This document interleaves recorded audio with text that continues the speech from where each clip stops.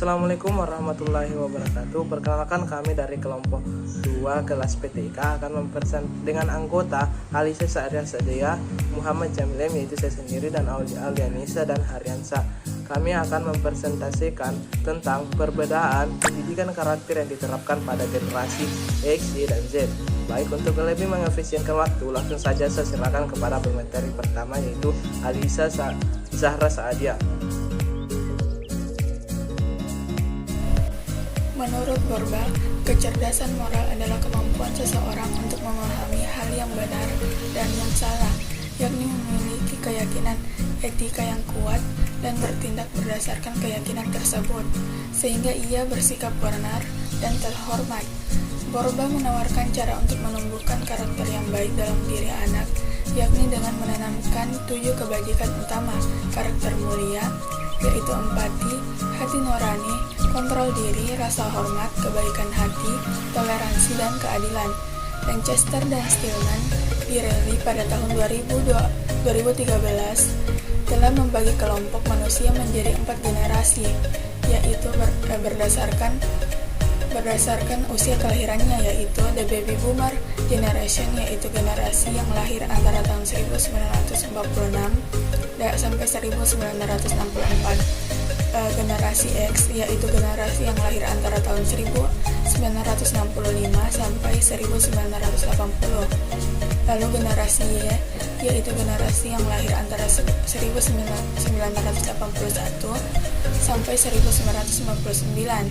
Dan generasi Z, yaitu generasi yang lahir antara setelah tahun 2000.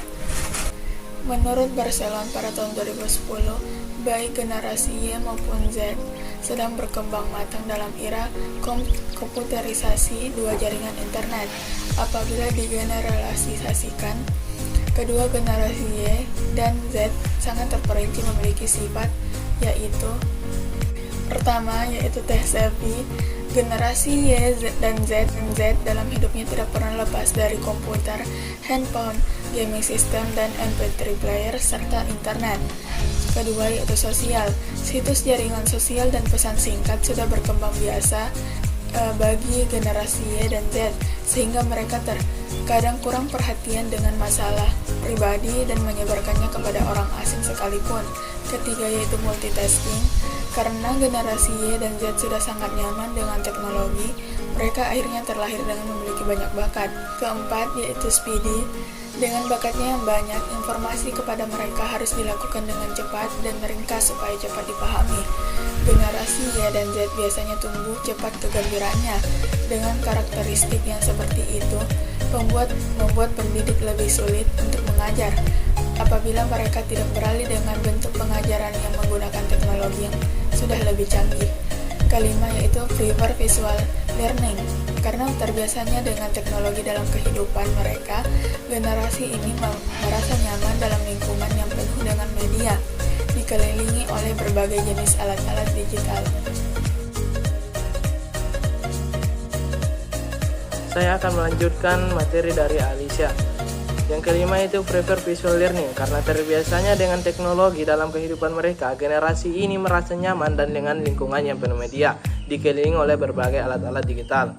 Yang keenam itu jenis work in groups. Mereka menyukai kerja tim dengan teman sebayanya dengan menggunakan kolaboratif seperti Google Apps, APPS. Umumnya murid lebih senang belajar dengan lingkungan yang mendukung untuk kerja kelompok. Yang ketujuh itu have attention spans and multitask will. Lingkungan generasi Y dan Z yang penuh media telah membuat mereka tampak kurang memperhatikan. Jika disuruh melakukan suatu pekerjaan yang sama dalam waktu yang lama, mereka mungkin tidak akan maksimal atau frustasi dibuatnya. Perlakuan sesuai dengan karakteristik generasi perlakuan terhadap anak akan lebih tepat apabila disesuaikan dengan karakteristik anak itu sendiri. Sebagai sebuah generasi yang unik, maka diperlukan perlakuan yang tepat. A.L. Tridonanto dan Branda English pada 2014-2017 memberikan beberapa cara dalam memperlakukan anak sesuai dengan karakteristiknya, seperti 1. Pemberian rewards. Pemberian penghargaan kepada anak ini bisa dalam bentuk mainan, uang, makanan, dan lainnya. Penghargaan bukan untuk mengubah perilaku anak, tetapi untuk mengatasi hasil karya anak. Untuk menghargai hasil karya anak. Yang kedua itu membiasakan disiplin. Disiplin pada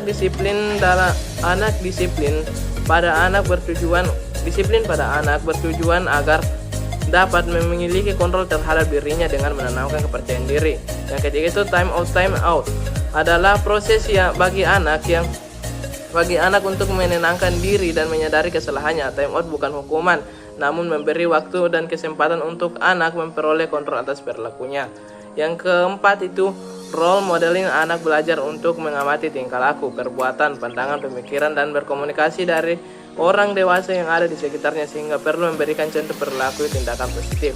Yang kelima itu encouragement, adanya dorongan semangat untuk memperoleh perilaku positif pada anak. Yang keenam itu attention ground. Langkah ini memfokuskan pada perbuatan baik yang dilakukan oleh anak, sehingga anak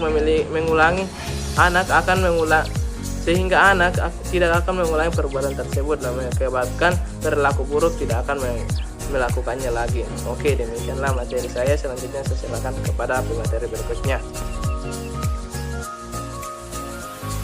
Saya akan membacakan tentang penerapan pendidikan karakter melalui pendidikan formal dan informal. Yang pertama, peran guru dalam pendidikan karakter. Guru mempunyai peran yang sangat penting dalam dunia pendidikan. Berbeda bahwa peran guru dan guru sekolah dituntut menjalankan 6 peran. Di antaranya, yang pertama harus terlibat dalam proses pembelajaran, yaitu melakukan interaksi dengan siswa dalam mendiskusikan materi pembelajaran. Yang kedua, harus menjadi contoh teladan kepada siswa dalam berperilaku dan bercakap. Yang ketiga, harus mendorong siswa aktif dalam pembelajaran melalui penggunaan metode pembelajaran yang variatif.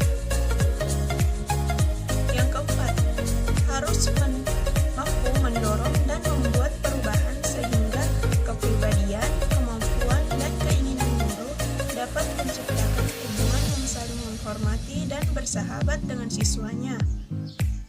Yang kelima, mampu membantu dan mengembangkan emosi dan kepekaan sosial siswa agar siswa menjadi lebih bertakwa, menghargai ciptaan lain, mengembangkan keindahan, dan belajar soft skill yang berguna bagi kehidupan siswa.